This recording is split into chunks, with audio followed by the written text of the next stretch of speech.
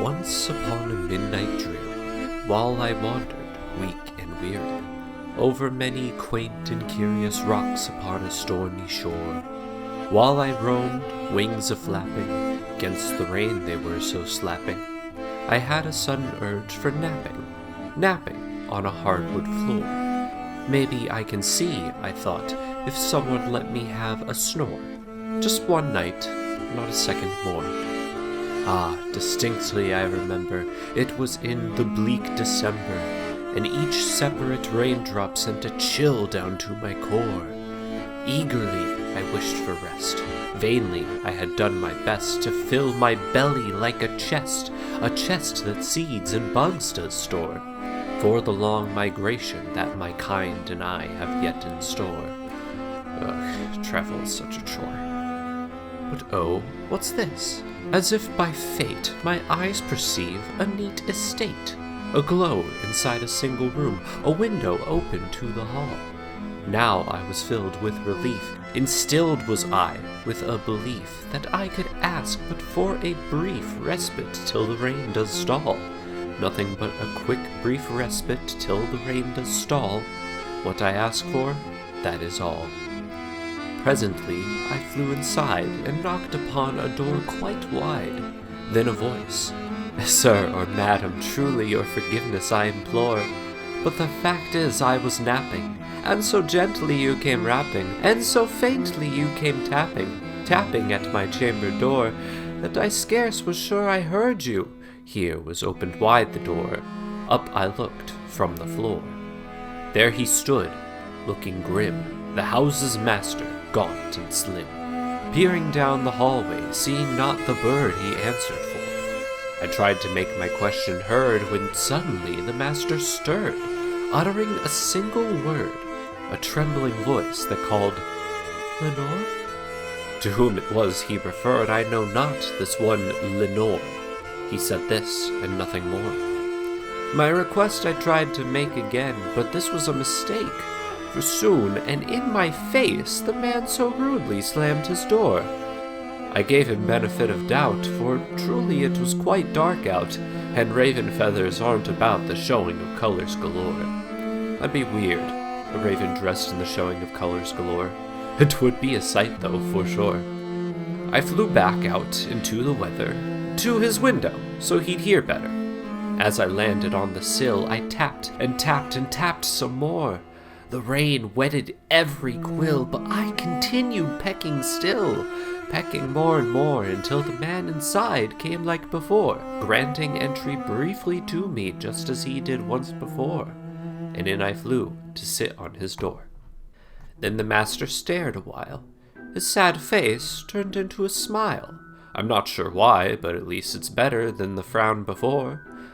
"Though thy crest be shorn and shaven, thou," he said, "art sure no craven, ghastly, grim, and ancient raven, wandering from the nightly shore. Tell me what thy lordly name is on the night's Plutonian shore." Quoth the raven, "It's Jerry." He seemed alarmed at hearing my simple and proper reply, but also somewhat puzzled, confused instead of merry. I thought of reasons for why he stared. Perhaps he was unprepared for the condition in which I fared. Or maybe I'm just scary. Yes, completely cautious of me, a bird that's oh so scary, with such a name as Jerry.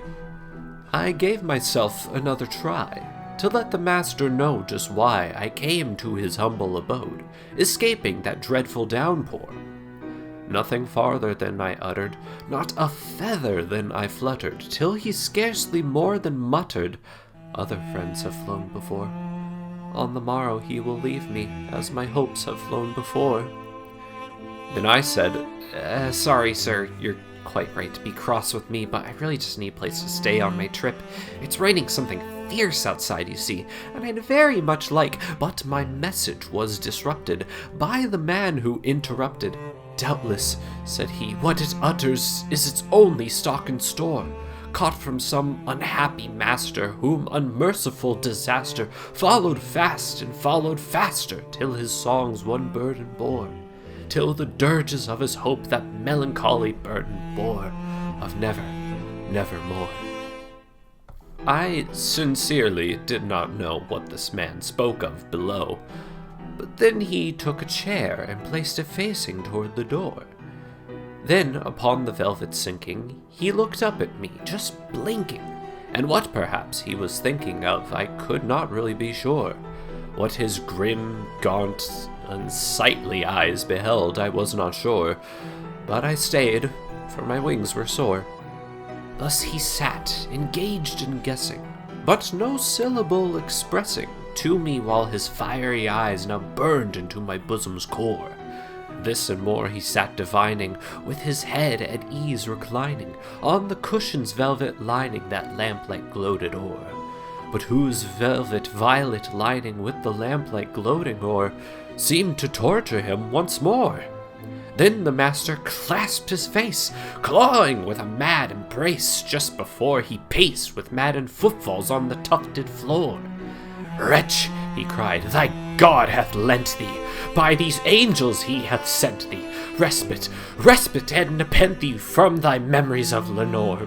Quaff, oh quaff this kind nepenthe, and forget this lost Lenore."